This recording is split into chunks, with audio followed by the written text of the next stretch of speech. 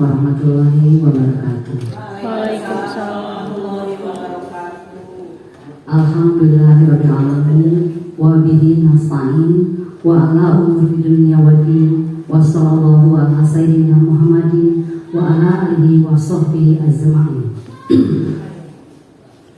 Puji syukur marilah kita panjatkan kehadirat Ilahi Robbi karena atas limpahan karunia-Nya siang ini kita bisa berkumpul dalam acara diseminasi budaya positif. Tak lupa sholawat serta salam semoga terlimpah curahkan kepada junjungan kita Habibana wa Nabiyana Muhammad sallallahu alaihi wasallam. Bapak dan Ibu yang saya hormati, izinkan saya selaku pembawa acara untuk membacakan susunan acara pada hari ini. 1. Pembukaan. 2. Menyanyikan lagu Indonesia Raya. 3. Sambutan dari kepala sekolah. 4. Pemaparan materi. 5. Diskusi. 6. Doa. Dan 7. Tutup. Baik Ibu, untuk menghemat waktu ya mengawali acara diseminasi budaya positif ini, marilah kita buka acara ini dengan membacakan basmalah bersama-sama. Bismillahirrahmanirrahim. Acara selanjutnya adalah menyanyikan lagu Indonesia Raya. Hadirin dimohon untuk berdiri.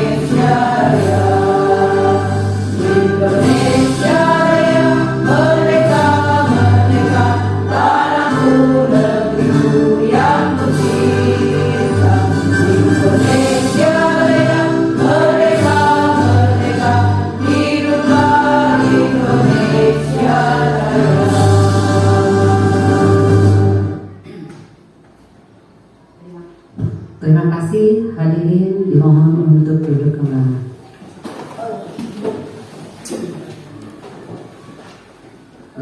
Acara berikutnya adalah sambutan dari kepala sekolah yang akan disampaikan oleh Ibu Kepala Sekolah kita, Ibu Ria Prihatin Dewi. Untuk Ibu Ria Prihatin Dewi, kami persilakan. Bismillahirrahmanirrahim. Assalamualaikum warahmatullahi wabarakatuh. Terima kasih kepada pembawa acara yang sudah memberikan waktu kepada saya untuk memberikan sambutan dalam kegiatan diseminasi budaya positif di Sekolah SDN 1 Nagarawangi. Dan saya ucapkan terima kasih kepada seluruh rekan-rekan yang sudah sudi dan hadir dalam kegiatan diseminasi ini untuk kegiatan CKP. Sebelum kita lanjutkan, marilah kita sama-sama panjatkan puji dan syukur kepada Allah Subhanahu wa Ta'ala pada hari ini, hari Senin, tanggal 24 Juli 2023, kita bisa melaksanakan salah satu kewajiban kita, yaitu kegiatan resimilasi dalam keadaan sehat walafiat. Salawat dan salam kita limpah curahkan kepada junjungan alam Kanjeng Nabi Muhammad Sallallahu Alaihi Wasallam, untuk keluarganya, untuk para sahabatnya dan kita umatnya yang tunggu taat sampai yaumul akhir. Mudah-mudahan kita mendapat syafaat di yaumul akhir. Amin ya Allah ya Rabbal alamin. Nah, rekan-rekan semuanya, dalam kegiatan resimilasi ini mengusung tema budaya positif yang dilaksanakan di SDN 1 Nagarawangi. Bukan hanya kegiatan ini saja mengambil tema seperti ini, karena memang kegiatan-kegiatan positif ini sudah sering kita lakukan, kita laksanakan dalam kegiatan pembelajaran atau kegiatan sehari-hari, dari mulai kita sebagai guru menjadi contoh dan diterapkan dan ditularkan, diaplikasikan kepada siswa-siswi kita. Contohnya yang tidak tidak bosan-bosan, selalu saya ingatkan kepada seluruh rekan-rekan semuanya, hal-hal yang dianggap hal yang dianggap kecil atau hal-hal yang sudah terlupakan oleh kita, padahal kegiatan tersebut itu masih bisa kita laksanakan untuk budaya positif anak-anak dan untuk pembentukan karakter, pembiasaan-pembiasaan yang dilakukan oleh siswa-siswi kita, yaitu sebelum masuk kelas, seluruh anak-anak itu berbaris di pinggir kelas, disiapkan oleh ibu bapak guru, diperiksa satu-satu untuk kebersihannya, untuk kerapihannya, untuk kesesuaiannya dan sebagainya, kukunya, giginya, telinganya, rambutnya, pakaiannya, sepatunya, bisa kita lihat setiap hari bagaimana anak-anak itu kebiasaan-kebiasaan itu bisa dilakukan atau diterapkan dalam kehidupan sehari-harinya. Walaupun memang kelas atas bukan hanya untuk kelas 1, 2, 3 yang masih di kelas bawah, tetapi penerapannya untuk seluruh siswa, ya, supaya kita bisa mengevaluasi sampai di mana siswa tersebut dengan kegiatan pembiasaan tersebut bisa diterapkan, melatih kemandirian untuk dirinya, ya, supaya tidak terlalu merepotkan orang tuanya. Kedua, pembiasaan kita itu sayang terhadap makhluk hidup. Makhluk hidup di lingkungan kita banyak kucing, tanaman-tanaman yang telah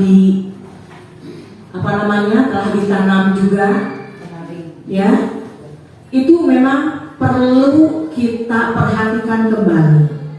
Kalaupun ada binatang kucing masuk ke sekolah kita, ada yang suka dan ada yang tidak suka, minimal kita memperlakukannya dengan baik. Kasihan, ya. Itu juga makhluk Allah yang perlu kita perhatikan. Apabila kita kelaparan, bagaimana kucing kelaparan? Kalau kucing kelaparan, pasti apa saja makanan yang ada di meja itu dimakan. Oleh sebab itu, walaupun kita ada yang memang tidak suka, tapi perlakukan dengan baik. Kasihan, ya. Dan pohon-pohonan yang ada di halaman sekolah atau di teras kelas masing-masing, mohon sekali lagi, ya, itu diperhatikan. Jangan sampai kering kerontang, tidak disiram. Tidak harus kita yang menyiram, cukup anak-anak dikasih jadwal piket. ya, supaya anak-anak juga bisa mengasihi tanaman-tanaman yang sudah ditanam sama mereka. Susah payah dia membawa dari rumah, terus di sekolah dilurjenkeun dugi kakayaring bahan dugi kapai, kasihan juga itu ya. Makanya kita sebagai guru jangan lupa selalu mengingatkan kepada mereka. Keun we urang mah disebutkeun cara ogenan untuk kebaikan dan untuk perubahan ya. Selanjutnya di tiap kelas sudah membuat perjanjian atau kesepakatan ya kelas 1, 2 sampai kelas 6, walaupun dalam kelas kesepakatan itu berbeda-beda. Dan kenapa di setiap kelas harus ada kesepakatan? Supaya kalau ada hal-hal yang tidak diinginkan, orang tua itu tidak menyalahkan kepada kita. Betul? Kadang-kadang contoh yang mudah saja. Kemarin waktu rapat orang tua, saya singgung dari A sampai Z mengenai bagaimana di sekolah dan sebagainya, supaya orang tua itu bisa paham, bisa tahu apa yang dilakukan sekolah dari mulai jam pembelajaran 1 minggu dan sebagainya. Nah, itu kesepakatan karena memang kadang-kadang anak kelas 1, 2, 3 itu belum paham apa yang disebut dengan kesepakatan. Sehingga kalau dia itu tidak mengena ke hatinya ataupun belum paham, dia tuh merasa dikucilkan atau merasa tidak diperhatikan. Tentu saja ini menuai reaksi dari orang tua apabila seorang anak di kelasnya itu merasa dirinya itu tidak diperhatikan atau dimarginalkan. Nah, ini tentu saja kita harus memberikan pemahaman sehingga anak itu betul-betul paham apa itu kesepakatan kelas. Ya, jadi tidak ada hal-hal yang juga kita inginkan. Sebetulnya kesepakatan ini atau kesepakatan kelas ini yaitu untuk membiasakan atau mendidik anak-anak itu bisa disiplin dalam segala hal. Ya, contohnya karena memang umpamanya siswa tersebut kesiangan, kesepakatan kelas itu umpamanya di kelas 5 atau di kelas 4 yang kesiangan harus bagaimana ini? Nah, anak-anak menjawab ulah lebet. Nah, seperti itu. Umpamanya disetujui oleh seluruhnya, ya, itu ditulis. Nah, hal-hal seperti itu nanti tidak akan menuai reaksi dari orang tua karena memang kita sudah ada bukti, ditulis, ditempelkan dan ditandatangan oleh seluruh siswa, sehingga siswa seluruhnya itu sudah tahu apa yang dia harus lakukan, sehingga kalau dia itu melanggar tahu apa punishment-nya. Seperti itu. Alhamdulillah ya, walaupun memang masih adalah reaksi dari orang tua yang belum paham ya berkenaan dengan kesepakatan kelas.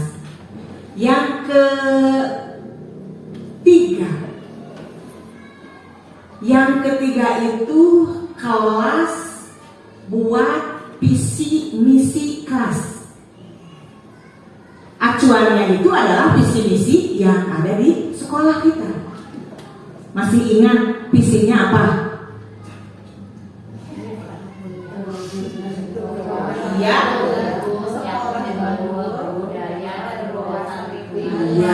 itu minimal tiap kelas bikin visi dan misinya supaya apa yang dicanangkan visi misi sekolah kita itu bisa didukung oleh visi misi kelas ketercapaiannya. Itu ya. Jadi anak-anak tuh tahu. Jadi pas hari Senin dibacakan hari naon ari visi teh. Naon ari misi teh. Minimal sudah menjelaskan kepada anak-anak apa visi misi itu. Sudah ada yang menjelaskan di kelas? Nah, itu PR buat kita, ya. Kesepakatan lagi itu bisa ini mana dasarnya itu adalah visi misi sekolah kita. Minimal 2 poin lah. Ya, untuk kelas 1, kelas bawah 1 poin apa itu?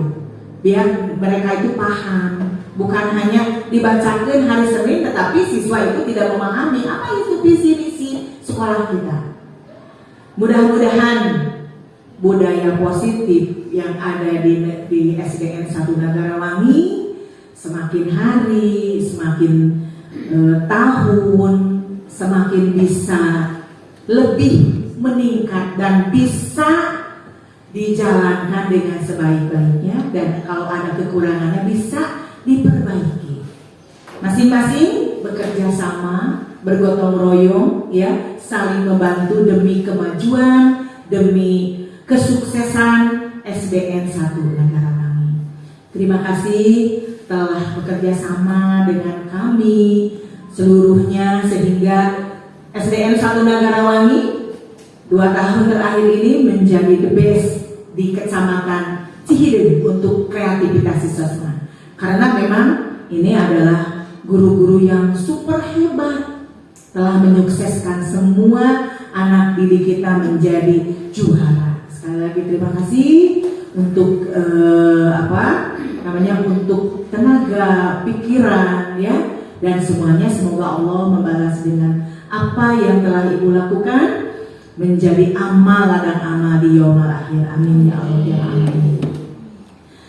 Itu saja mungkin apa yang saya paparkan, mudah-mudahan menjadi bahan untuk kita ke depan lebih baik lagi. Terima kasih. Maaf apabila memang ada kata yang kurang berkenan atau ada salah-salah kata. Terima kasih sekali lagi. Wassalamualaikum warahmatullahi wabarakatuh.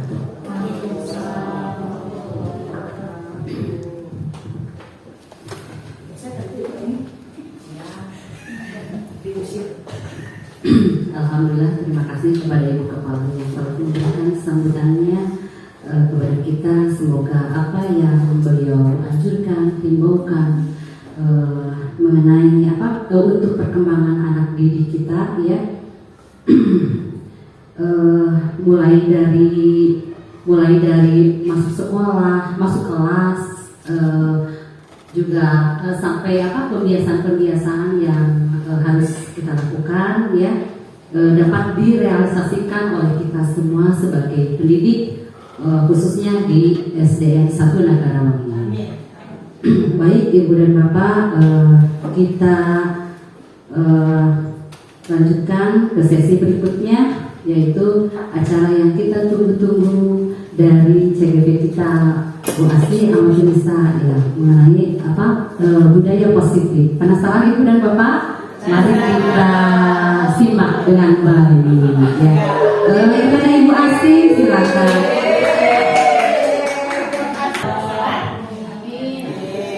Bismillahirrahmanirrahim. Assalamualaikum warahmatullahi wabarakatuh. Waalaikumsalam warahmatullahi wabarakatuh. Sebelumnya saya ucapkan terima kasih kepada Bapak Ibu Guru dan Ibu Kepala Sekolah dari SDN 1 Nagarawangi yang bersedia untuk mengikuti diseminasi saya tentang budaya positif ini. Mungkin sebelumnya Ibu Bapak juga beberapa kali sudah membaca atau menerima informasi dari media-media lain mengenai budaya positif ini. Untuk itu saya akan langsung saja kepada materinya.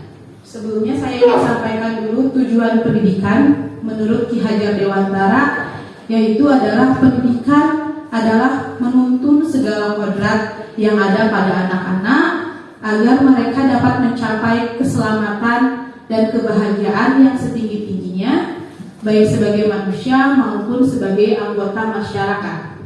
Nah, di sini yang harus kita garis bawahi adalah keselamatan dan kebahagiaan. Jadi harapan besar Ki Hajar Dewantara ini bahwa anak-anak saat belajar di sekolah mereka merasakan bahagia, tidak tertekan, tidak stres gitu ya. Kemudian selamat di sini, apakah mereka setelah lulus dari sekolah kita bisa untuk terus mengamalkan pendidikannya. Nah itu berarti kalau misalnya hanya setelah lulus dari SD kemudian ada perubahan karakter yang menuju ke hal yang lebih negatif, berarti itu mereka belum selamat seperti itu Bapak. Jadi harapan tujuan dari pendidikan ini adalah keselamatan dan kebahagiaan yang setinggi-tingginya. Mudah-mudahan kita dapat mencapai tujuan pendidikan ini agar anak-anak kita menjadi murid-murid yang bahagia dan selamat. Juga guru-gurunya semoga menjadi guru-guru yang bahagia dan selamat. Nah, masuk kepada materi tentang budaya positif. Budaya positif di sekolah adalah nilai dan kebiasaan di sekolah yang berpihak pada murid agar mereka dapat berkembang menjadi pribadi yang kritis, penuh hormat, dan bertanggung jawab sesuai dengan profil pelajar Pancasila. Nah, Ibu Bapak, ada yang tahu lagu profil pelajar Pancasila? Nah, boleh dibantu Bu Miga sini. Ayo dibantu Bu Miga. Ayo, kita harus bahagia dan selamat. Kita menyanyi dulu agar bahagia. Nah, nanti Ibu Bapak Guru sambil menghafalkan agar mudah apa saja sih tentang profil pelajar Pancasila. Oke, silakan Ibu Miga. Musik enggak ada. Oh, itu soal pemahaman. Oke, yang pertama itu beriman dan bertakwa kepada dicoba langsung ya. Pelajar Pancasila beriman dan bertakwa pada Tuhan Yang Esa dan beramal mulia, berkebinekaan global, gotong royong mandiri, kreatif dan bernalar kritis.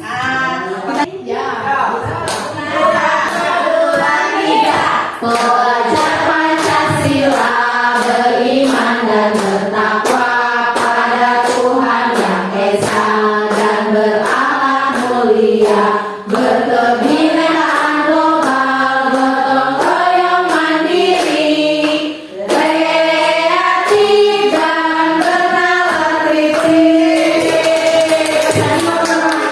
Terima kasih Bu Miga, luar biasa sekali. Nah, tadi budaya positif adalah nilai dan kebiasaan sekolah yang berpihak pada murid. Jadi utamanya kita, tujuan kita di sekolah itu adalah pusatnya adalah berpihak pada murid. Jadi semua keputusan-keputusan kita, program-program kita adalah untuk menciptakan murid-murid yang dapat menjadi pribadi yang kritis, penuh hormat, dan bertanggung jawab sesuai dengan profil pelajar Pancasila. Baik Ibu Bapak, pada kesempatan ini ada beberapa materi yang ingin saya sampaikan. Yang pertama perubahan paradigma, kemudian disiplin positif, kebutuhan dasar manusia, motivasi perilaku manusia, keyakinan kelas, 5 posisi kontrol, dan segitiga restitusi. Tenang Ibu, materinya memang 7, tapi kita edit.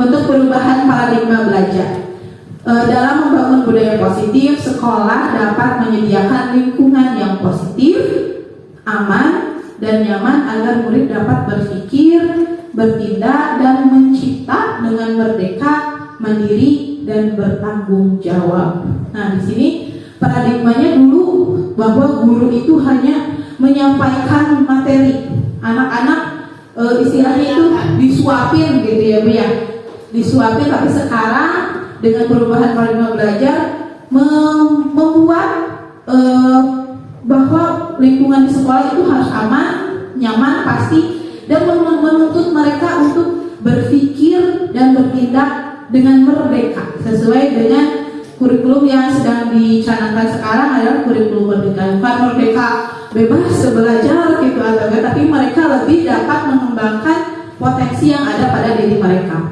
Kemudian disiplin sangat berkaitan dengan kontrol guru terhadap murid. sekarang kita ada ice breaking dulu. Cobalah buka judulnya. Nah, ibu bapak, kalau yang berpasangan, alhamdulillah. Kalau yang tidak berpasangan nanti bisa cari pasangannya. Di sini ada cobalah buka. Ibu-ibu, saya ibaratkan saya butuh bantuan tangan ibu bapak. Bayangkan tangan ibu bapak itu menyimpan atau mengepal sebuah harta yang berharga. Harta yang paling berharga adalah rumah warga. Ya, ibu bayangkan ibu mengepal sebuah harta yang berharga. Nah, sekarang saling bergantian, ada pasangan orang A dan orang B.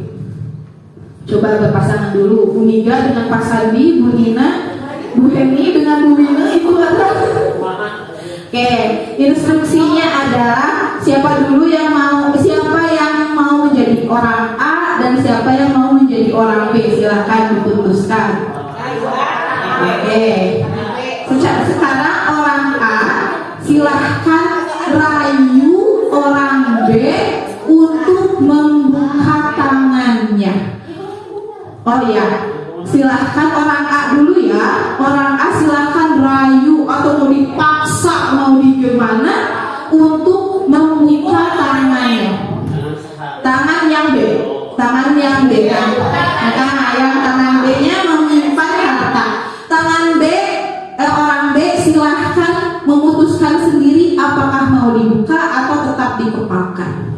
Silahkan coba rayu.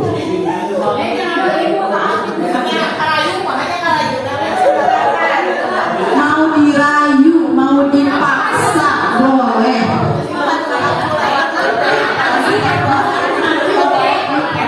Orang A merayu atau memaksa atau apa orang B untuk membuka tangannya. Orang B silahkan putuskan mau membuka atau tetap menutup. Benar, orang B. Oke, ibu bapak silahkan. Sudah ada orang A, orang B-nya. Orang A rayu orang B atau mau dipaksa, mau dijungkir balikan, boleh untuk membuka tangannya. Nah, orang B silahkan putuskan mau membuka atau tetap menutupnya. Silahkan dicoba. Oke, itu tenang, di skip dia.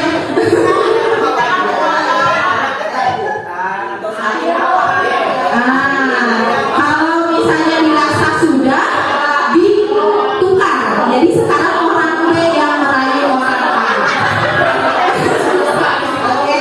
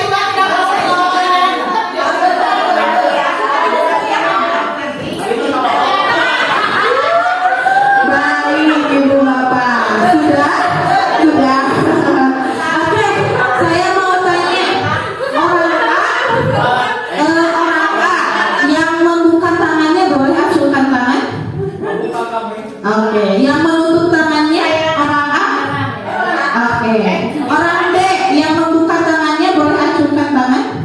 Yang menutup tangannya boleh acungkan tangan.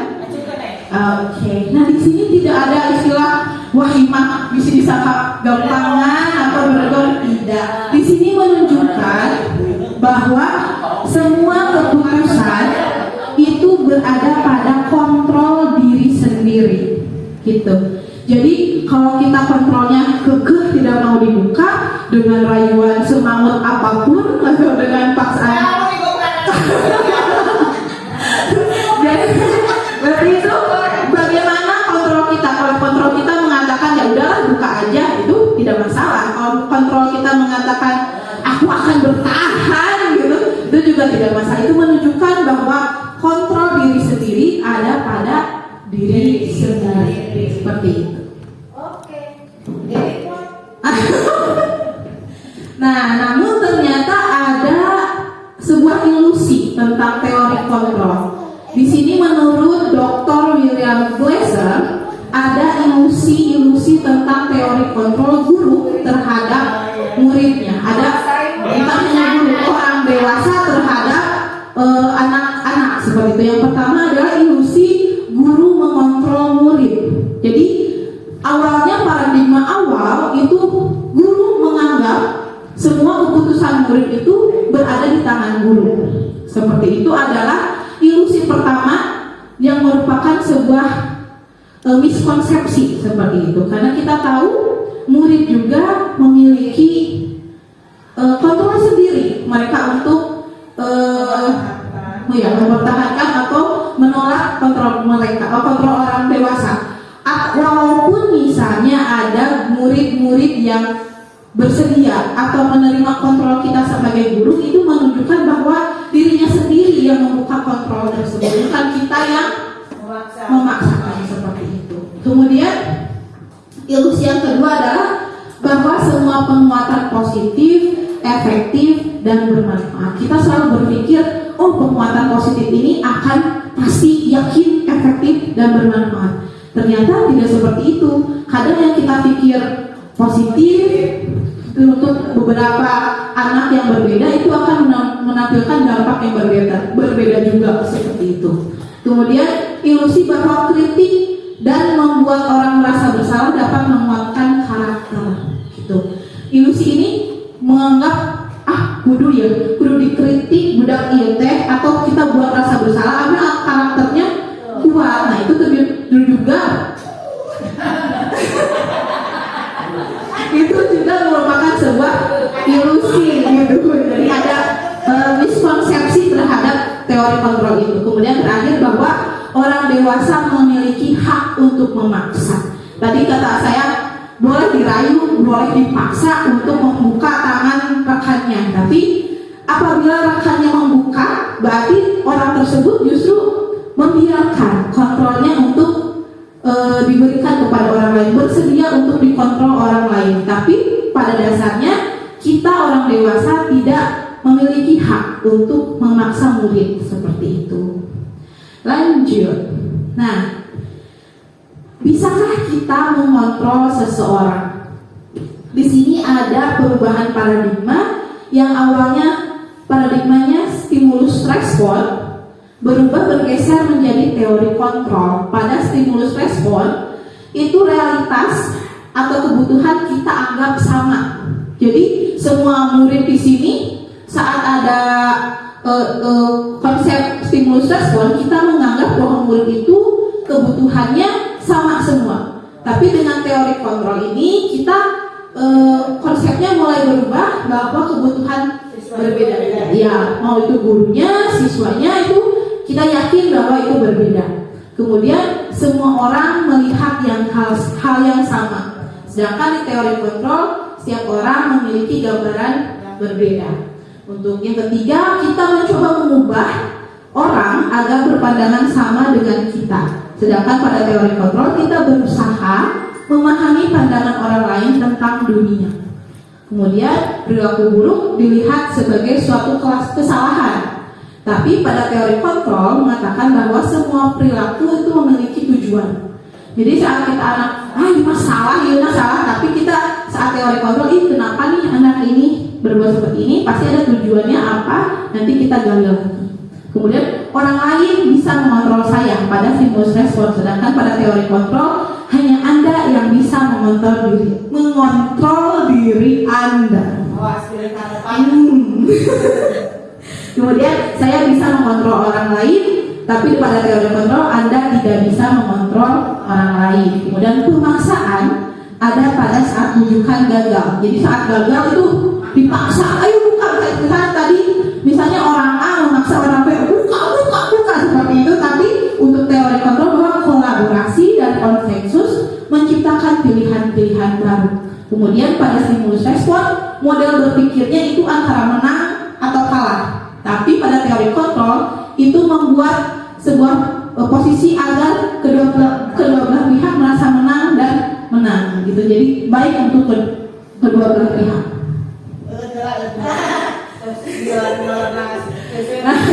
Kemudian apa makna disiplin? Nah, menurut Bapak Ibu, disiplin itu seperti apa sih?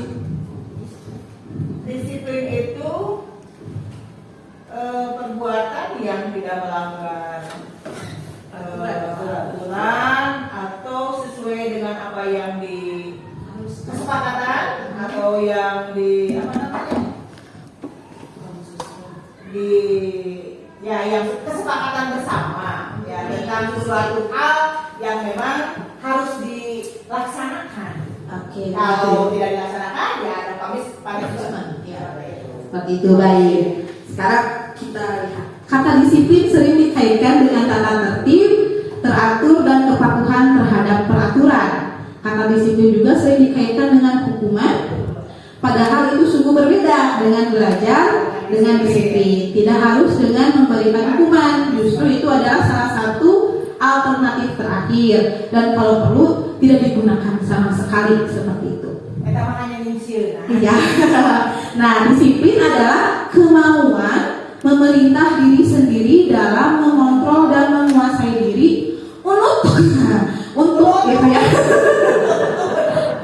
Untuk memilih tindakan yang mengacu pada nilai-nilai yang kita hargai dengan penuh tanggung jawab tanpa terperintah orang lain. Nilai-nilai yang kita hargai adalah nilai-nilai kebajikan, yaitu nilai-nilai dalam profil pelajar Pancasila. Nah, jadi yang diharapkan disiplin itu bukan untuk ada ketakutan tentang takut dihukum, takut dapat punishment atau apa, tapi diharapkan kita membentuk murid-murid kita agar mereka sadar untuk memilih, menguasai tindakan yang mengacu pada nilai-nilai yang kita hargai dengan penuh tanggung jawab tanpa terperintah orang lain. Jadi diharapkan mereka sendiri yang muncul dalam dirinya. Jadi saat mereka ingin ada tugas, mengerjakan tugas yang berasal dari kemauan dirinya sendiri, bukan ayo kerjakan tugas, kalau tadi kerjakan tugas kayak mau naik misalnya seperti itu. Jadi kan itu munculnya dari perintah orang lain. Nah, diharapkan disiplin itu munculnya dari dalam diri siswa sendiri seperti itu. Perlu pemahaman. Ya. Perlu pemahaman sampai paham siswa tersebut sehingga dia tidak merasa ya tadi yang dikatakan itu ada mungkin PR juga ya Bu ya untuk kita yang untuk mulai bertahap agar mereka memunculkan keinginan dari dalam diri sendiri. Nah, di sini selanjutnya tentang kebutuhan dasar manusia. Kebutuhan dasar manusia ini di sini ada 5. Yang pertama adalah kebutuhan bertahan hidup atau survival. Yang kedua ada kasih sayang dan rasa diterima atau love and belonging. Yang ketiga ada kekuasaan atau power. Yang keempat itu ada kesenangan atau fun. Yang kelima ada kebebasan atau freedom. Nah, di sini kita semua memiliki dalam diri kita 5 kebutuhan semua manusia ini. Namun mungkin ada salah satu dari kelima ini yang porsinya lebih rendah atau mungkin justru tidak dimiliki oleh diri kita. Nah, sekarang kita coba ada kasus Ibu Bapak Bu Asti, guru kelas 3 di SDN 1 Negarawangi sedang bingung menghadapi ulah salah satu murid di kelas bernama Ali.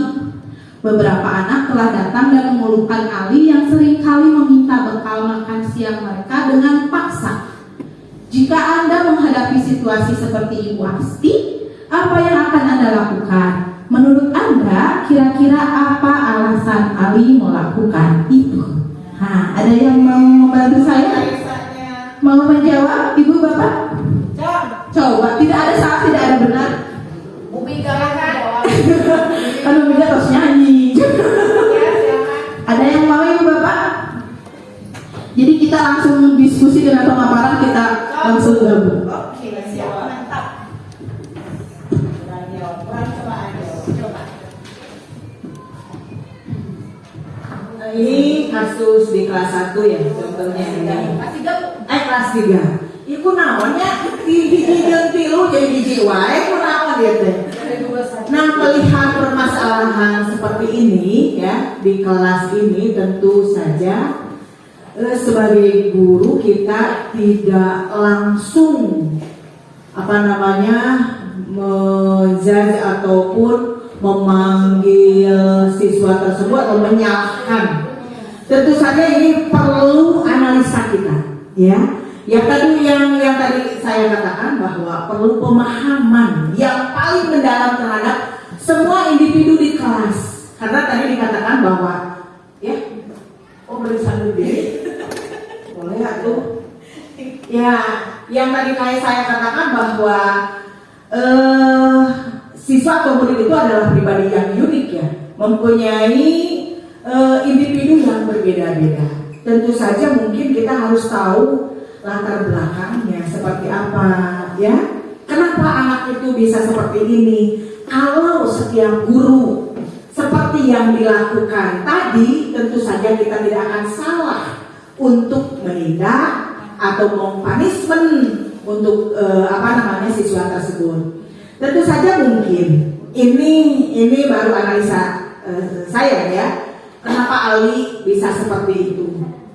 Satu, mungkin latar belakang di keluarganya orang yang tidak mampu, tapi kalaupun tidak mampu ada hal memang seperti ini, orang kaya tetapi ingin memiliki barang punya orang lain, cara mengutil atau apa, padahal dia tuh mampu untuk membeli barang tersebut. Ini juga halnya tidak jauh seperti ini. Mungkin saja di rumahnya itu banyak makanan dan sebagainya, tetapi mungkin ada sifat negatifnya di anak tersebut ya, dan dia mungkin ingin bisa ada dua kemungkinan, kekurangan atau kelebihan, ataupun memang betul-betul kalau menurut saya tadi yang positif dan negatifnya juga ada nih anak ya, tapi mungkin yang paling cenderung atau mungkin di rumahnya itu kekurangan makanan sehingga dia jadi beri bekal dan sebagainya, dia mungkin lapar, tetapi untuk meminta dia punya ego, jadi dengan keterpaksaan karena dia mempunyai kekuasaan. Nah, mungkin yang dianalisa oleh saya bisa ada yang melengkapi, silahkan. Terima kasih Bu. Ada lagi teman-teman? Pak langsung. Oke.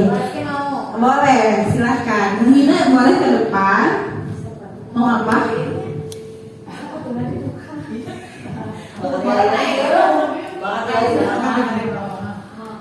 Oke, Assalamualaikum warahmatullahi wabarakatuh. Saya mencoba memecahkan satu kasus yang dihadapi oleh Bu Asti jika berkaitan dengan kebutuhan dasar ya. Karena kita tadinya ada di tentang mengenal kebutuhan dasar, apa yang akan Bu Asti lakukan?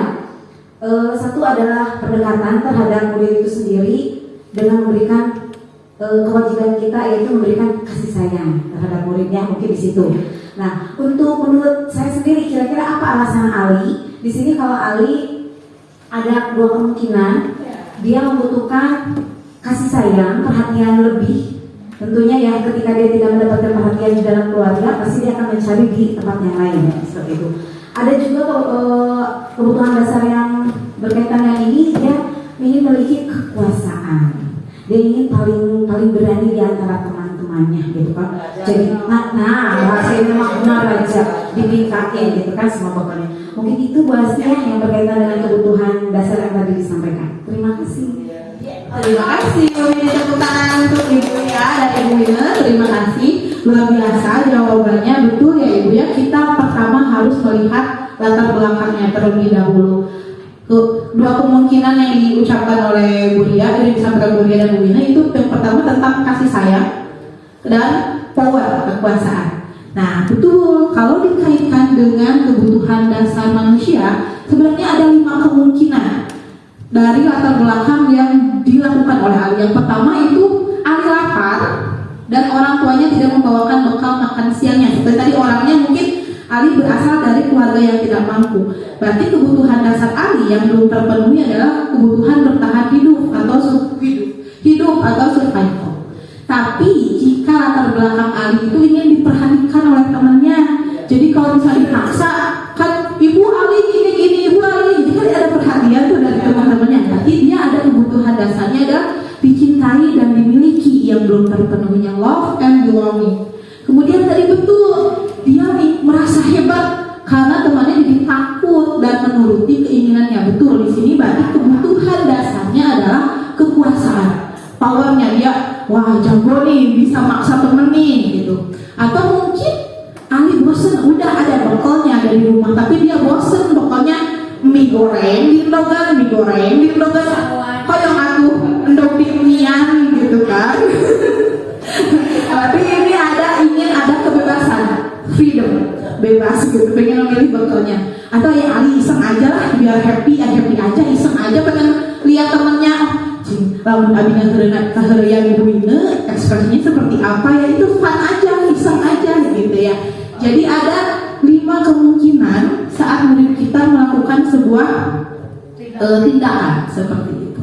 Nah mungkin ini mengenai kebutuhan dasar manusia. Ini tidak berlaku untuk murid saya, tapi untuk kita juga, untuk manusia seperti itu. Mungkin gunung sih Bu Asti makanan mungkin kebutuhan saya tentang bertahan hidupnya berlaku gitu, kurang bobo mungkin seperti itu. Baru mungkin di kebutuhan duit seperti itu. Oke, untuk selanjutnya tentang motivasi perilaku manusia. Kita yakin bahwa semua tindakan kita itu ada motif di belakangnya. Motivasi perilaku manusia ini terbagi menjadi 3. Yang pertama, kita melakukan sesuatu karena alasan untuk menghindari ketidaknyamanan atau hukuman. Jadi kita melakukan, aku harus datang pagi karena takut dihukum atau takut dibully teman, aku harus datang pagi. Itu berarti untuk menghindari ketidaknyamanan atau hukuman. Atau mungkin juga karena dia ingin mendapatkan imbalan atau penghargaan. Suruh Asti, lamun Abi datang pertama bakal dapat bintang, misalnya seperti itu. Nah itu juga salah satu motivasi manusia. Atau yang ketiga, saat manusia melakukan tindakan, mereka memiliki motivasi untuk menjadi orang yang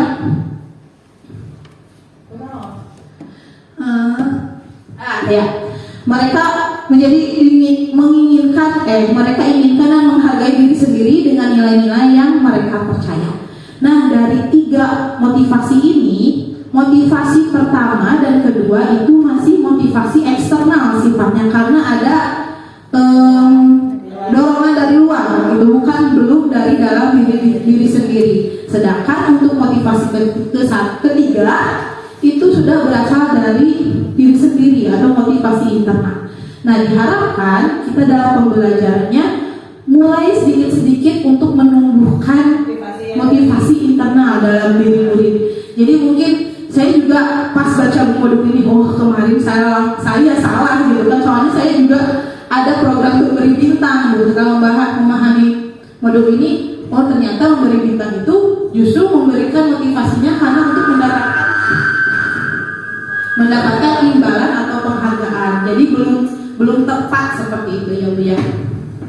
Diharapkan kita perlahan-lahan untuk menumbuhkan motivasi internal. Tapi ada bagusnya juga nih. Di awal-awal memang perlu ada motivasi eksternal dulu untuk menggiring ke anak, untuk motivasi yang internal.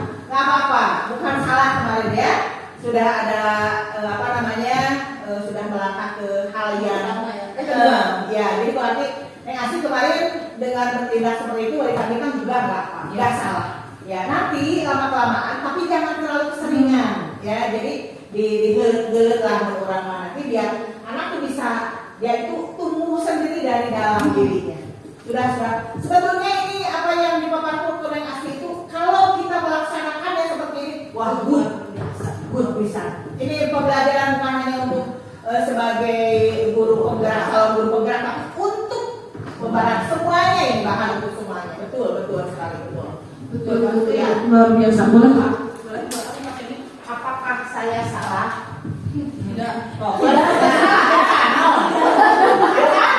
kebutuhan dasar apa ya? Begini ya, kalau di pengalaman saya di kelas 1B, mungkin kalau Bu Asri untuk menumbuhkan motivasi eksternal, internal, dan motivasi internal itu yang motivasi seperti ini dengan cara memberikan bintang.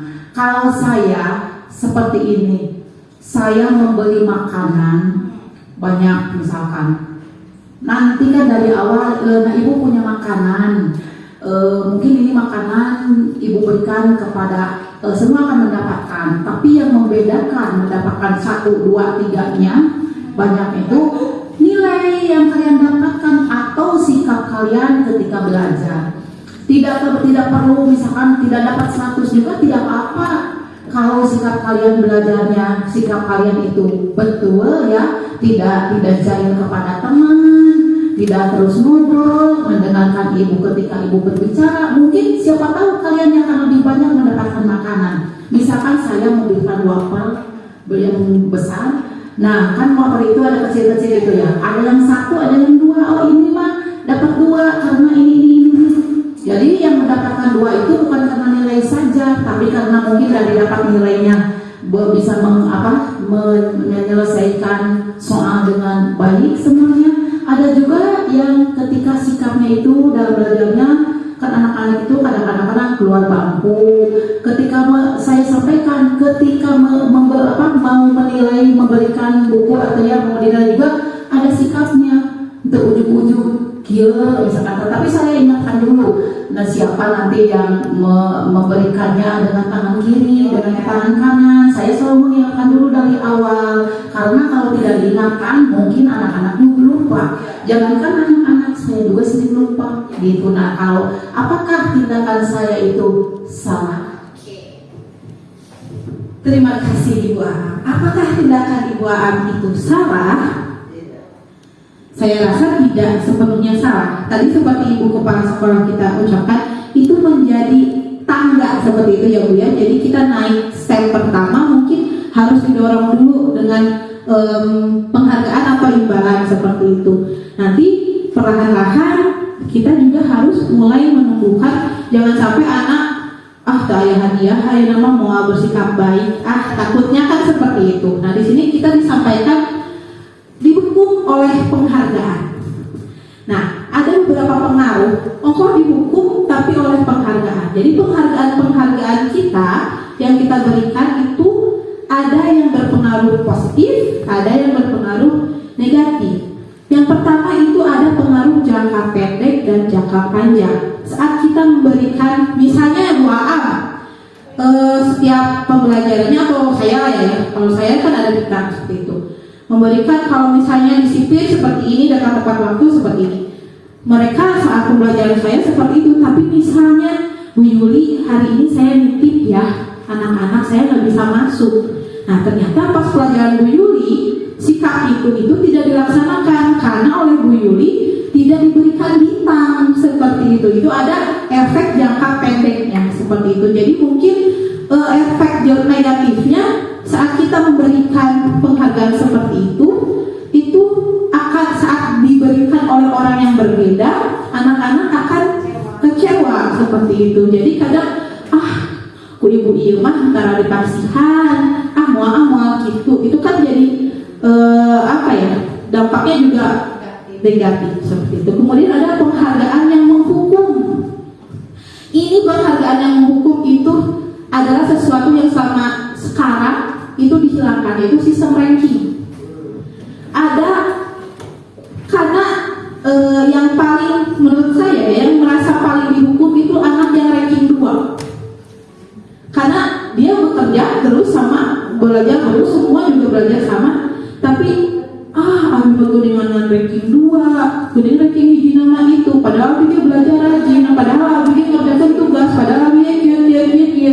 Tapi karena dia hanya mendapat posisi 2, itu jadi merasa Frustrasi. iya.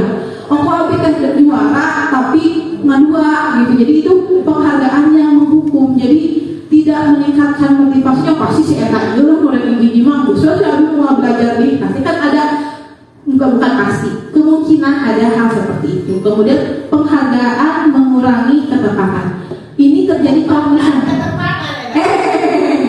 ketepatan. Ibu teh nyari si ayah istilah eta gitu. Makanya udah gitu.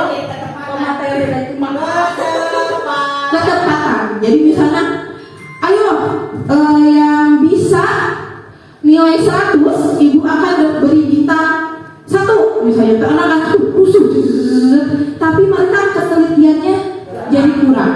Atau misalnya tidak dicek lagi karena yang pertama berhasil akan menjadi juara. Karena hiji gue benar salah aku mangke, berarti itu mengurangi ketepatan mereka itu dihukum oleh penghargaan. Pokoknya mah kayak hadiah, rek benar rek salah aku mangke gitu kan kalau misalnya seperti itu. Tapi kalau misalnya kita beri penghargaannya dalam hal yang lain, mungkin mereka juga ada motivasi lagi gitu seperti itu. Cuman penghargaan tidak efektif karena gini Bu,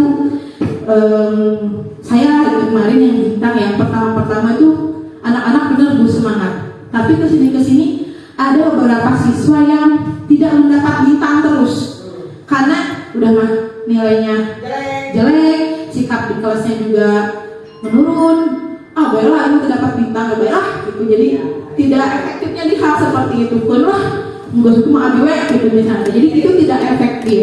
Kemudian penghargaan merusak hubungan. Misalnya hari ini Bu Abi atas dapat 100 bintang misalnya hari ini, tapi Bu Heni cuma 2 bintang.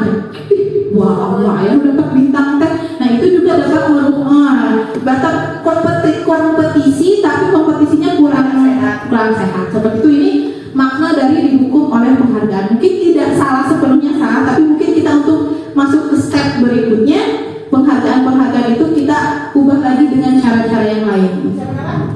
Siap Bunda kan? Paling dia ada yang berapa terus. Terima kasih ya.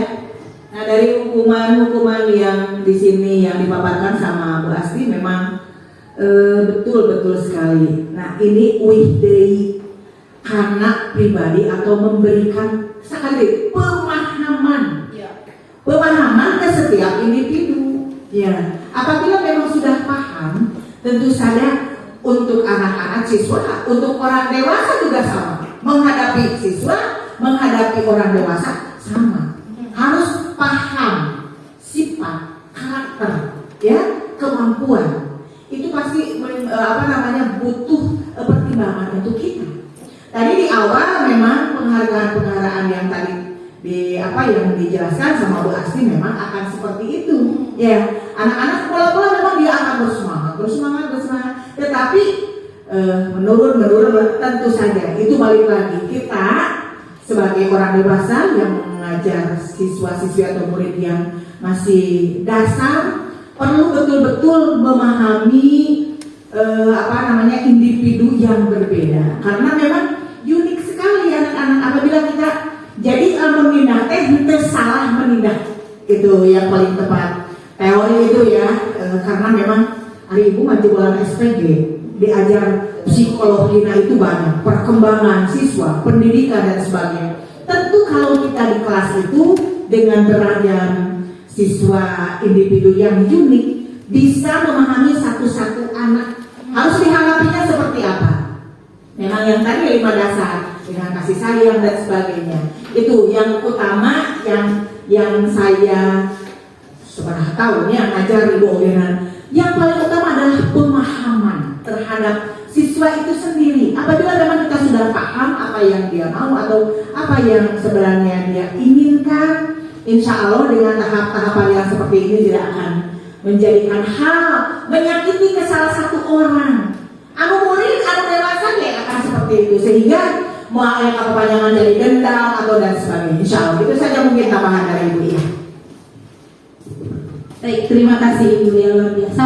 Betul ya Ibu ya, berarti kita harus pemahaman ke siswanya seperti apa, treatment setiap harinya, memberikan motivasi lagi kepada siswa agar terhindar dari hal-hal yang jelek seperti ini, yang negatif seperti ini. Oke. Untuk selanjutnya, di sini ada hukuman dan sanksi atau konsekuensi. Jadi ada istilah, ada hukuman, ada konsekuensi dan restitusi. Nanti restitusinya saya simpan terakhir. Ini perbedaan hukuman dengan konsekuensi. Saat dihukum atau hukuman itu sesuatu yang menyakitkan harus terjadi. Misalnya ada kamu telat lari di lapangan 20 menit, nah itu kan tidak ada feedback positifnya, tapi malah menyakitkan anaknya. Tapi kalau konsekuensi memang sesuatu yang harus terjadi gitu. Kalau misalnya memecahkan gelas misalnya, ya udah tolong bersihkan, ya emang harus dibersihkan, harus terjadi seperti itu. Kemudian untuk hukuman membuat anak sakit mau fisik maupun hati untuk jangka waktu yang lama. Kan kadang aku zaman SD ku si ibu di Jogja itu kan karena hukumannya yang ada efek traumatis mungkin ya seperti itu Ibu. Tapi kalau dengan konsekuensi membuat anak merasa tidak nyaman, tetap tidak nyaman, tapi waktunya tidak panjang, ada pendeknya mungkin hari itu saja gitu. Oh nggak perlu sapu, tapi sudah itu ya udah beres seperti itu, tidak ada dendam lagi seperti itu. Kemudian dengan hukuman itu kemungkinan anak membenci kedisiplinan, tapi dengan konsekuensi anak menghargai kedisiplinan. Kemudian hukuman bersifat paksaan. Kalau kecilnya bakal dihukum harus dikerjakan seperti ini gitu. Tapi kalau konsekuensi ada stimulusnya, ada tanggapannya. Untuk hukuman mendorong anak menyakiti diri sendiri, sedangkan konsekuensi mendorong anak agar mudah menyesuaikan diri. Kemudian konsep diri yang buruk, kalau konsekuensi konsep dirinya yang baik. Kemudian hukuman anak belajar untuk menyembunyikan kesalahan. Jadi nantinya bohong, udah salah. Misalnya siapa nih yang buang sampah sembarangan, kamu harus nanti kan menyembunyikan kesalahan. Tapi dengan konsekuensi anak belajar untuk mematuhi peraturan. Kemudian dalam hukuman itu ada rasa marah, rasa bersalah, tapi mungkin ada juga rasa dipermalukan sehingga merasa tak dihargai. Tapi saat dikonsekuensi ada kehilangan hak, tapi tetap dibuat tidak nyaman, diasingkan, tapi hanya untuk sementara. Jadi tidak jangkanya, kalau konsekuensi itu jangkanya tidak panjang, sementara saja. Seperti itu perbedaan hukuman dan konsekuensi. Nah, ada lagi nih. Iva kurang menguasai pelajaran matematika, sehingga pada saat pelajaran tersebut berlangsung dia lebih banyak berdiam diri atau menggambar di buku pelajarannya. Pada saat guru matematikanya Pak Seno menanyakan pertanyaan, Iva menjadi gugup dan tak sengaja menjatuhkan tasnya dari kursi, serta tiba-tiba menjadi gagap. Dan saat berupaya menjawab, seluruh kelas pun tertawa. Masih yang menjawab. Seluruh kelas pun tertawa melihat perilaku Iva yang bicara tergagap dan terkejut tersebut. Pak Seno pada saat itu membiarkan teman-teman Iva menertawakan Iva yang tergagap dan malu luar biasa, dan malahan minta Iva untuk maju ke depan dan berdiri di depan kelas sambil menunjuk hidungnya karena tidak bisa menjawab pertanyaan Pak Seno. Kelas makin gaduh dan anak-anak pun tertawa melihat Iva di depan kelas memegang ujung hidungnya. Ketiknya. Nah, menurut Ibu Bapak, apakah Anda setuju dengan tindakan Pak Seno terhadap Iva? Setuju tidak? Tidak. Mengapa? Enggak. Oke, tadi tidak setuju dengan sikapnya Pak Seno. Mengapa tidak setuju dengan sikap Pak Seno? Ada yang mau menyampaikan pendapatnya? Ayo. Nah, langsung saja nanti kita sambungkan. Menurut Anda, tindakan Pak Seno terhadap Iva adalah sebuah hukuman atau konsekuensi? Nah, silakan. Boleh langsung nyambung ke nomor 2. Ayo. Ada yang mau mencoba menjawab? Bu Aam bersekian, saya yang ngaju. Apakah saya salah? Tidak. Oke, ini Iva tuh nggak bisa. kurang senang lah, kurang menguasai pelajaran matematika. Jadi saat pelajaran matematika itu hanya berdiam dan menggambar. Kemudian Pak Seno menanyakan pertanyaan, tapi Ivanya jadi gitu, jadi gugup dan tersengaja malah menjatuhkan tasnya dari kursi, serta tiba-tiba menjadi gagap saat berupaya menjawab. Nah, jadi yang pertama kejadiannya itu Iva tidak bisa menjawab, kemudian tasnya jadi kursi, tasnya jadi kursi, tasnya jatuh dari kursi, kemudian jadi gagap. Terus puncaknya menertawakan dan berdiri di depan kelas. Nah, konsepnya ini menurut Bapak Ibu, ini hukuman atau konsekuensi? Ya, ini adalah sebuah hukuman karena apa ya? Ingat sepanjang masa. Iya, menyakitkan untuk siswa, kemudian dapat menyakitkan dalam fisik dan hati, mental seperti yang betul ya Bu ya. Ini adalah konsep hukuman yang dilakukan oleh pasien. Nah, oke, kita jawab sama-sama ya Ibu Bapak. Lari mengelilingi lapangan basket 2 kali karena terlambat hadir di sekolah. Hukuman atau konsekuensi? Hukuman. Oke, hukuman. Sekarang membersihkan coretan yang dibuatnya di meja tulis. Konsekuensi. Siap. Murid diminta untuk push up 15 kali karena tidak menggunakan masker. Hukuman. Menggantikan kertas tugas teman yang telah dicoret-coret. Konsekuensi. Berjemur di lapangan basket pada pukul 12 siang. Oke.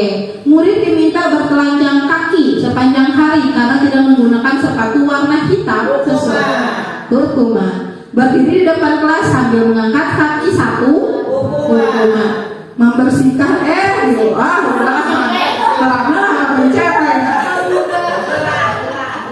ya, yang terakhir karena dia membersihkan tumpahan air di meja karena tersenggol pada saat belajar. Ya, di sini terlihat bahwa konsekuensi itu adalah yang seharusnya terjadi. Dia mencoret-coret, dia harus dibersihkan oleh dia gitu. Kemudian karena dia mencoret-coret kertasnya harus digantikan. Kemudian karena ada air tumpah, ya dia harus membersihkan. Jadi memang harusnya terjadi. Ya, seperti itu. Betul. Nah, sekarang kita keyakinan kelas. Ibu Bapak tahun ajaran baru, tentunya Ibu Bapak sudah membuat keyakinan kelas atau kesepakatan kelas. Nah, ini sedikit saja untuk mengingatkan kembali tentang keyakinan kelas. Keyakinan kelas adalah nilai-nilai kebajikan atau prinsip-prinsip universal yang disepakati bersama secara universal, lepas dari perbedaan agama, suku, negara, dan bahasa. Menurut dosen, suatu keyakinan akan lebih memotivasi seseorang dari dalam atau intrinsik. Seseorang akan lebih bersemangat untuk menjalankan keyakinannya daripada hanya sekedar mengikuti serangkaian peraturannya. Jadi karena disepakati, karena diyakini, anak-anak itu tidak merasa tertekan, tapi karena oke, ini hasil kesepakatan kita harus semangat untuk menjalankan keyakinan-keyakinan yang sudah disepakati seperti itu. Jadi harus pilihnya bukan hukuman tapi konsekuensi. Sip, betul. Nah, di sini keyakinan kelas itu ada contohnya. Saat peraturan kita menuliskan selalu kembalikan buku ke tempatnya. Tapi saat di keyakinan kelas kita ubah bahasanya bertanggung jawab. Kemudian dilarang mengganggu orang lain. Tapi saat keyakinan kelas kita ubah bahasanya menjadi menghormati orang lain dan diri sendiri. Jadi ada nilai positif, ada nilai kebajikan saat kita menyusun keyakinan kelas. Kemudian seperti disampaikan ada menghormati orang lain, keselamatan, kesehatan, seperti itu.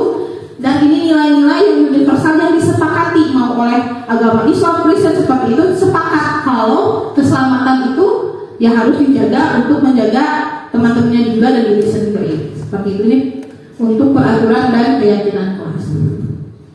Nah, ini cara-cara, bukan cara-cara sih yang tentang keyakinan kelas itu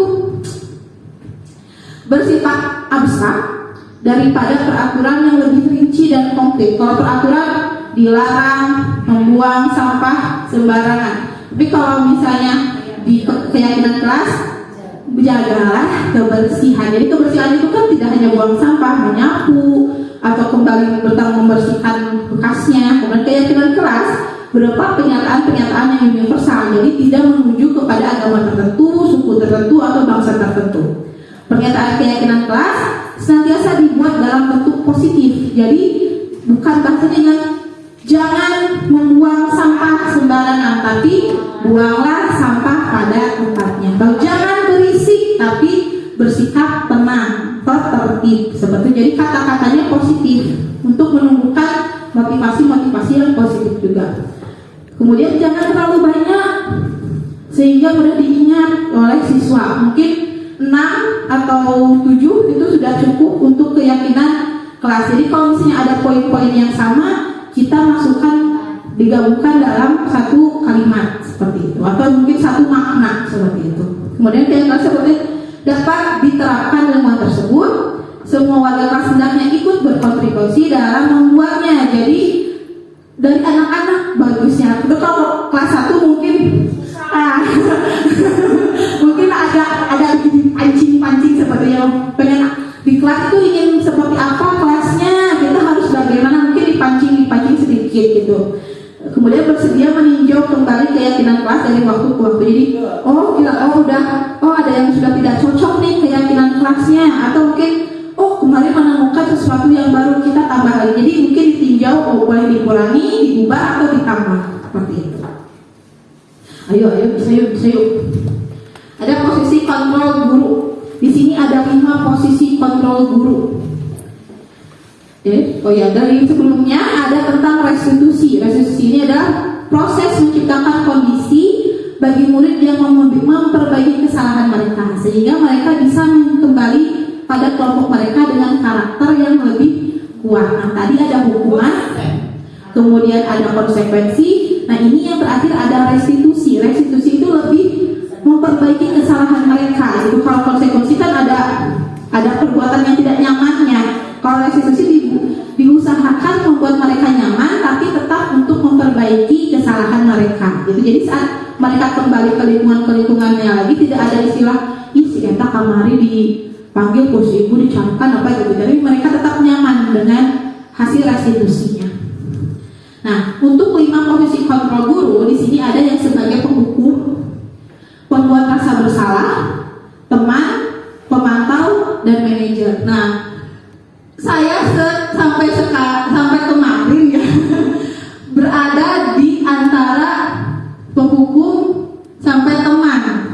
Posisi saya pas baca-baca lagi, wah jauh. Harus diperbaiki lagi, harus belajar lagi. Posisi kemarin itu saya pernah jadi penghukum, pembuat rasa bersalah pernah, teman pernah. Kalau pemantau saya sadar atau enggak gitu, masih bingung. Kalau manajer baru kemarin aja belajar. Tapi belum, itu udah pemantau gitu ya. Iya. Nah, di sini perbedaan dari posisi kontrol tersebut. Guru berbuatnya, kalau ini ada penghukum, membuat orang merasa bersalah, teman, pemantau, manajer. Kalau yang penghukum itu gurunya, kamu ya udah gini lah, bukannya ada istilah, ada makanya melopor, tunjuk terus mungkin menyindir, menyakiti. Nah, itu untuk penghukum. Kalau membuat bersalah, misalnya ibu kecewa ya sama kamu, harusnya kan kamu gini. Jadi siswa iya aku salah gitu. Kalau misalnya temannya membuatkan alasan untuk temannya, jadi masih seperti teman ya tenang kayak gitu. Jadi ada masih mending lah ya, masih mending sebagai teman. Pemantau itu menghitung dan mengukur mereka melakukan kesalahannya yang sebelah mana gitu, hanya memantau saja. Sedangkan kalau manajer mengajukan pertanyaan, bahwa guru berkata, nah ini kalau gurunya berkata sebagai penghukum nih, kalau kamu tidak melakukannya, awas ya, rasakan. Nah, biasanya itu nadanya tinggi, 7 oktav. makanya melopor, itu yang nunjuk gitu kan, jadi gabungan. Tapi kalau merasa bersalah, kamu seharusnya kamu sudah tahu, ibu tuh capek, obrol gitu. Nah, itu juga bisa contoh karena merasa bersalah.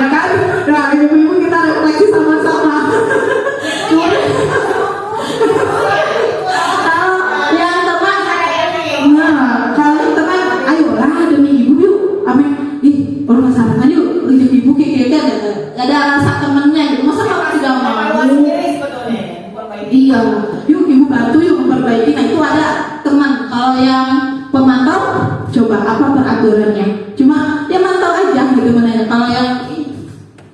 Kalau yang manajer, apa yang kita yakini, balik lagi ke keyakinannya, terus mencari bersama-sama cara untuk memperbaikinya. Apa yang bisa, kamu kan kemarin salah, coba menurut kamu apa cara memperbaikinya, seperti apa gitu. Jadi mengajukan pertanyaan-pertanyaan agar siswanya, muridnya sendiri yang menemukan solusi.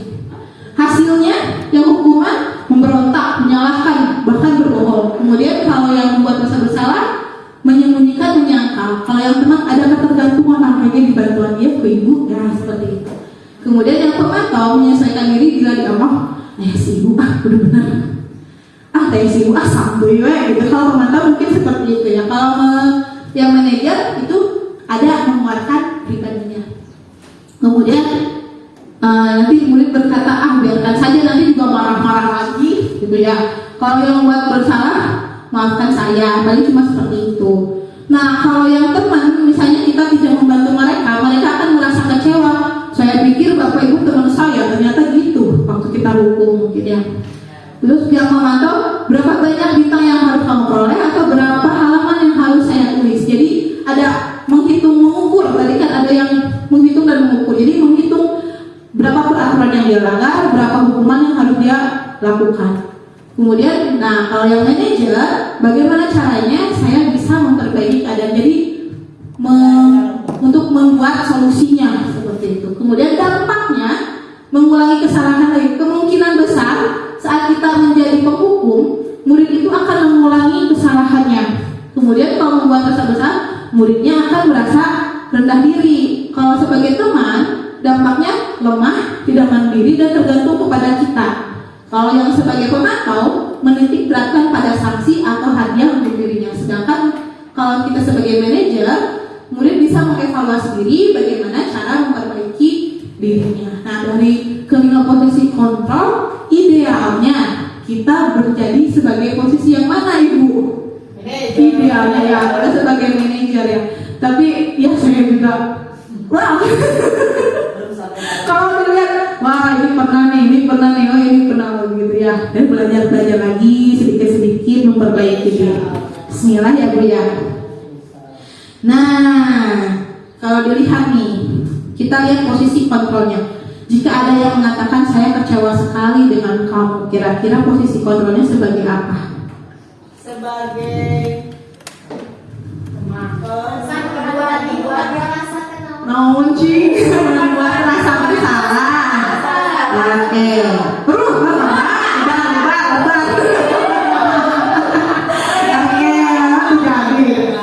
terjadi atuh. Ya, kamu tidak pernah benar yang melakukannya, itu sebagai penghukum. Kalau yang ketiga, ayolah lakukan demi saya ya, itu teman. Apakah kamu mau mendapatkan stiker bintang hari ini? Nah itu, berarti saya pernah, betul, saya pemantau pernah, benar. Ya, kalau misalnya yang manajer, bagaimana kamu bisa menyelesaikan? Jadi kembali lagi nih ke siswanya atau muridnya untuk menemukan solusinya.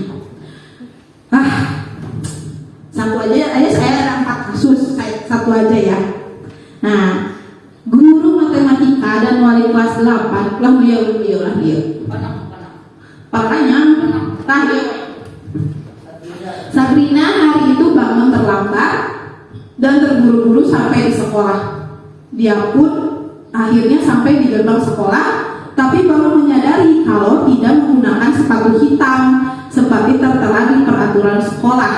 Di depan pintu kelas, Bapak Lukman memperhatikan sepatu Sabrina yang berwarna coklat.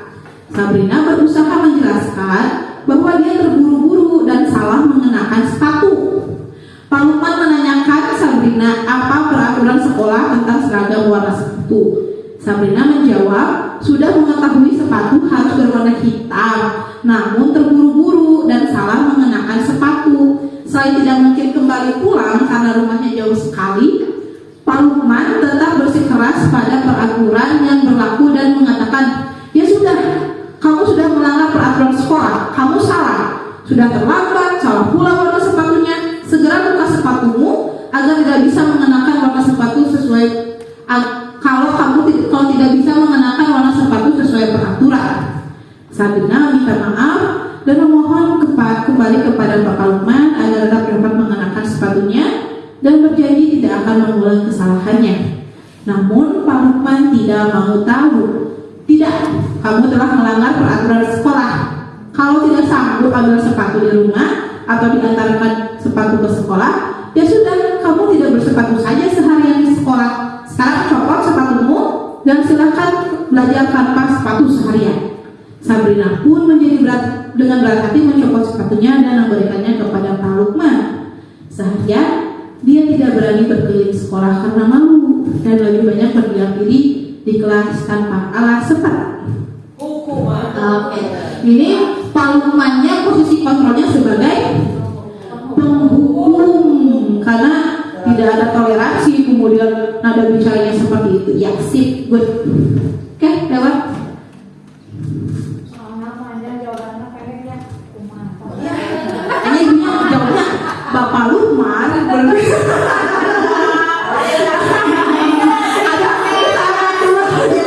satu latar belakang.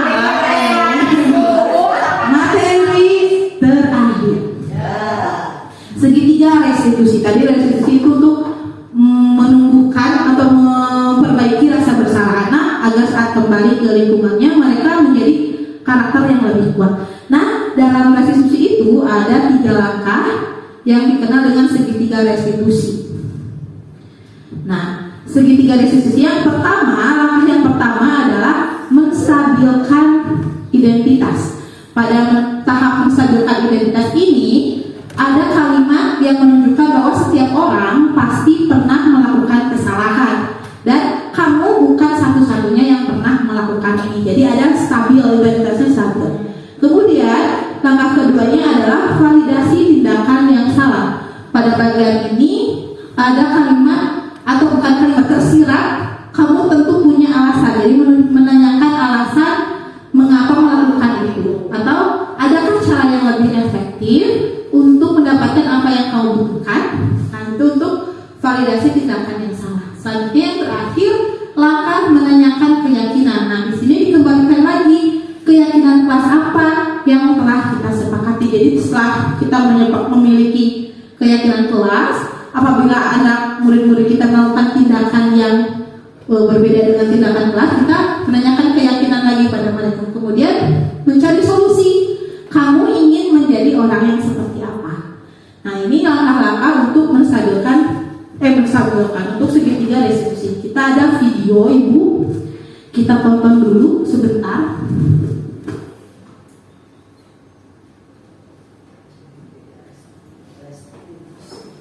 Menggunakan penerapan segitiga restitusi.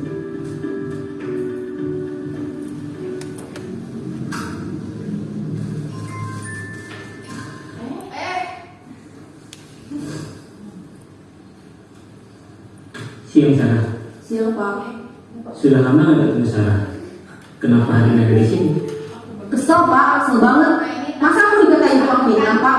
Ya aku marah lah. Aku balik ngatain Eka di depan kelas. Kesel banget. Oh begitu.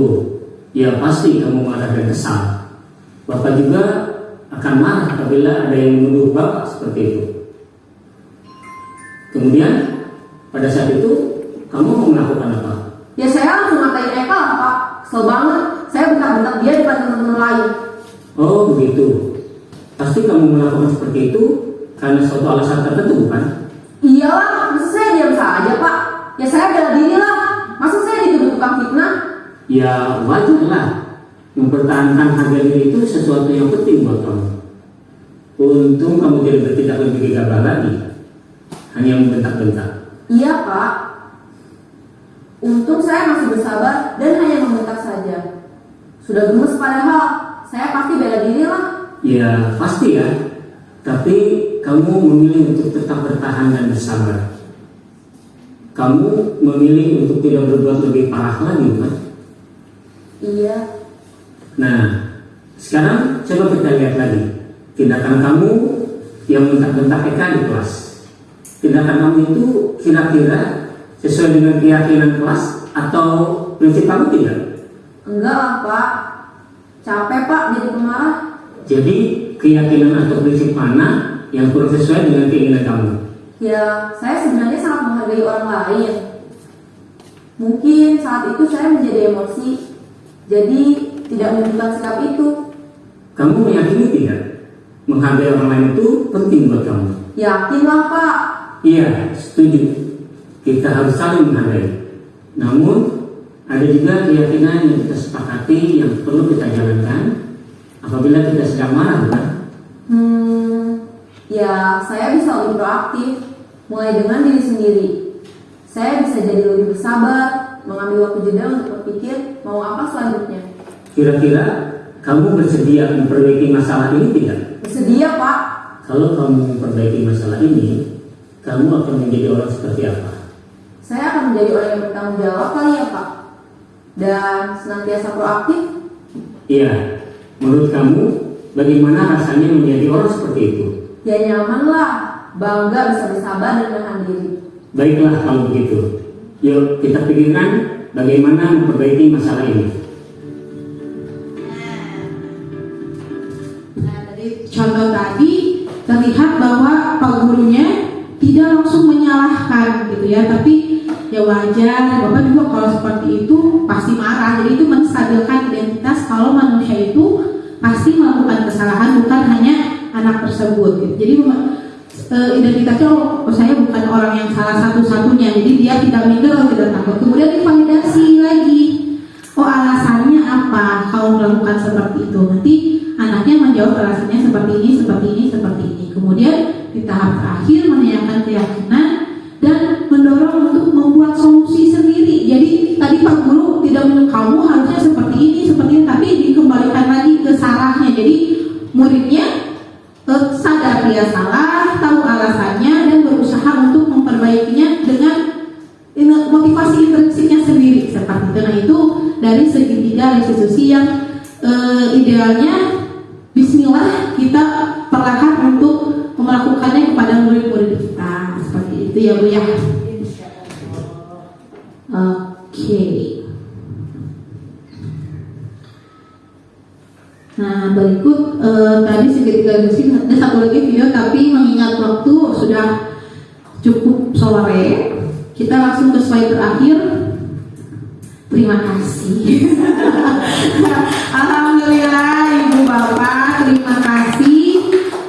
Diskusinya tadi caranya setelah pemaparan tadi diskusi, tapi tadi di sela-sela kegiatan juga ada diskusi yang menurut saya luar biasa sekali. Kita juga bisa sama-sama belajar, bukan hanya saya sebagai guru penggerak, tapi kita semua layak menjadi guru penggerak gitu, walaupun tidak mengikuti pendidikan guru penggerak seperti itu. Terima kasih, mohon maaf apabila ada kata-kata yang kurang nyaman, kemudian gaya bicara saya yang ya gitu Bu. Mohon maaf, sekali lagi terima kasih, saya kembalikan kepada pembawa acara. Beri tepuk tangan buat teman kita Bu Asti. Terima kasih atas pemaparannya yang luar biasa, bagus ya. Dapat diterima Ibu dan Bapak, dapat dipahami. Iya, alhamdulillah ya.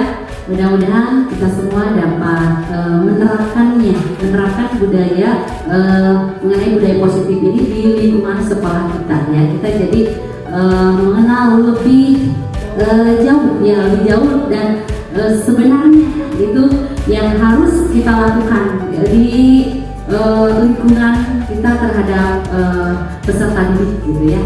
Tadi ada berupa apa yang mengenai hukuman, mengenai konsekuensi, apalagi restitusi. Itu yang terpenting, itu karena di setiap itu sehari-hari kita itu kita pasti menemukan banyak permasalahan ya dari anak, hal yang kecil.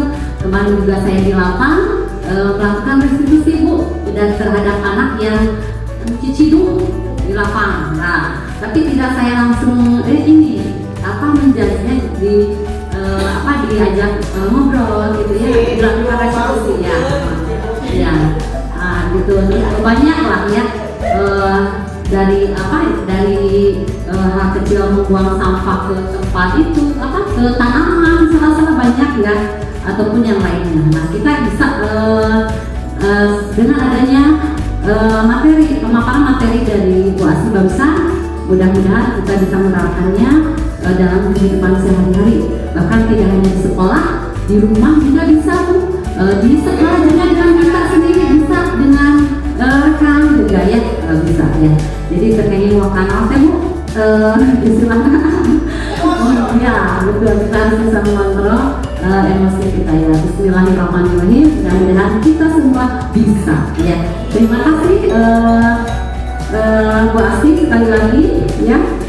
Baik Ibu dan Bapak, rangkaian acara tadi ya yang pertama sudah ya. Acara selanjutnya adalah penutup ya. Untuk menutup acara ini ya, mari kita tutup dengan bacaan hamdalah bersama-sama. Demikian acara diseminasi pada hari ini.